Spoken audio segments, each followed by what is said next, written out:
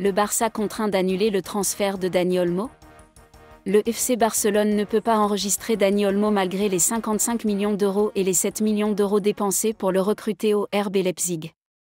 Les contraintes financières du FC Barcelone ne sont pas inconnues, mais malgré ces problèmes, le club a réussi à faire des recrutements de grande qualité au cours des dernières saisons.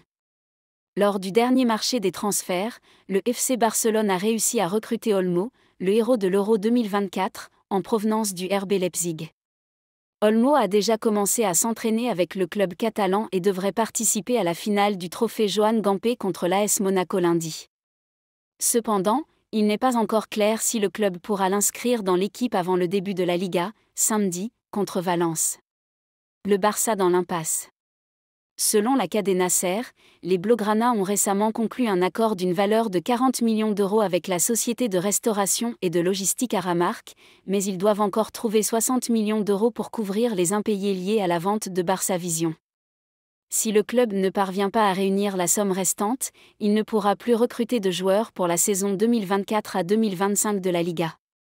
Outre Olmo, plusieurs autres joueurs vedettes n'ont toujours pas été enregistrés auprès de la Ligue espagnole, à savoir Vitor Roque, Íñigo Martínez, Clément Lenglet et Eric Garcia. Le directeur sportif d'Eco et le président Joan Laporta devront trouver une solution avant que le club n'entame officiellement la nouvelle saison ce week-end. Mercato, Liverpool a communiqué le prix de départ de Luis Diaz au FC Barcelone et il est moins élevé que prévu. Ça risque de bouger au FC Barcelone d'ici la fin du mercato estival mais aussi à Liverpool. Posté par de nombreuses écuries, Luis Diaz ne sait pas encore de quoi sera fait son avenir. Va-t-il quitter les Reds dans les prochains jours? C'est une possibilité à ne pas écarter et le club de la Mercey ne ferme pas la porte. Selon les informations du journaliste James Pearce, les Anglais auraient fixé un prix pour une possible vente de l'ailier colombien. En effet, seule une offre supérieure à 58 M € inciterait Liverpool à envisager de vendre Diaz. Le FC Barcelone veut recruter un joueur offensif. C'est un secret de Polichinelle. Le FC Barcelone est à la recherche d'un nouvel élément offensif pour renforcer son attaque. La priorité du club catalan se nomme Nico Williams mais le crack espagnol semble parti pour rester une saison de plus dans l'effectif de l'Athletic Bilbao. L'ailier colombien Luis Diaz est apprécié par la direction du club catalan. Le joueur de son côté préfère continuer l'aventure en Angleterre. Mais attention, le mercato estival va très vite et une surprise n'est pas à exclure. Affaire à suivre. Les 3 noms du Barça pour oublier Nico Williams. Si le Barça n'a toujours pas abandonné Nico Williams, les chances s'amenuisent. El Chiringuito annonce que l'Athletic travaille sur une prolongation de son crack espagnol et espère l'annoncer très prochainement. Conscient que ce sera un dossier compliqué, la bande à Hansi Flick cherche des « alternatives », comme l'explique le Mundo Deportivo. À noter que les dirigeants se fixent une limite, celle de ne pas dépasser les 58 millions d'euros, soit l'enveloppe qui doit être allouée au transfert de Nico Williams. Parmi les candidats, on retrouve Luis Diaz de Liverpool. Le Colombien a toujours clamé son envie de jouer pour les Blaugrana. Ce dernier serait disponible à un tarif similaire à Nico Williams. Il est clairement le favori. La piste Kingsley Coman est aussi citée. Le Bayern Munich est prêt à tout pour s'en débarrasser. L'avantage, c'est que le Français serait moins cher contrairement à la dernière piste qui mène à Rafael Leao. Un objectif a priori utopique au vu de son importance à l'AC Milan et de son tarif. Le Portugais vaut au minimum le double. Bref, le Barça va devoir s'activer pour trouver la perle rare. Barça, le nouveau choix pour oublier Nico Williams. Après l'échec dans les négociations pour s'offrir Nico Williams, le Barça change de piste et cible désormais un autre ailier. Le FC Barcelone est déterminé à trouver un ailier gauche cet été avant le début de la nouvelle saison sportive, qui démarre cette semaine en Espagne. Si les négociations pour la signature de Nico Williams avancent comme un escargot, les culés ont jugé bon de se pencher sur d'autres pistes très sérieuses. Le Barça échoue pour Williams. Le vice-champion d'Espagne s'est offert le meilleur buteur de l'Euro 2024 remporté par l'Espagne en Allemagne cet été. Mais la révélation de ladite compétition, Nico Williams, ne viendra pas, sauf énorme retournement de situation de dernière minute. Après plusieurs semaines d'intenses négociations, le FC Barcelone a fini par échouer dans sa quête de faire signer l'ailier gauche espagnol à qui il était prêt à faire de la folie. Ce lundi, l'Athletic Bilbao a indiqué que son joueur a hérité d'un nouveau numéro de maillot pour la saison prochaine.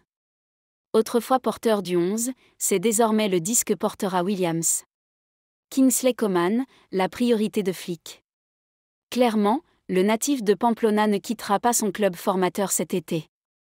Conscient du message véhiculé par le club basque, le Barça a déjà commencé par se chercher un nouvel ailier. Disposant d'une liste restreinte, les culés comptent s'appuyer sur Kingsley Coman, l'ailier gauche des Bleus de la France. Selon les informations de Fabrizio Romano, ce lundi, les Blaugrana ont déjà commencé à discuter de la possibilité de recruter d'autres ailiers en interne car il n'y a toujours pas de percée dans le contrat de Nico Williams. En effet, ils pensent directement à Kingsley Coman, qui pourrait rejoindre le camp nou cet été en provenance du Bayern Munich sous la forme d'un prêt. Même si plusieurs clubs sont intéressés et malgré le salaire élevé du joueur, Hansi Flick apprécie bien le profil de son ancien joueur qu'il a coaché chez le Rekordmeister. Le Français serait la priorité du technicien allemand dans la liste restreinte des ailiers pistés. Le FC Barcelone réagit à la déroute subie face à l'AS Monaco. Ce soir, Monaco a explosé le Barça sur sa pelouse dans le cadre de Trophée Gampé, 3-0. Mais chez les Blaugrana, pas question de céder à la panique à moins d'une semaine du coup d'envoi de la Liga.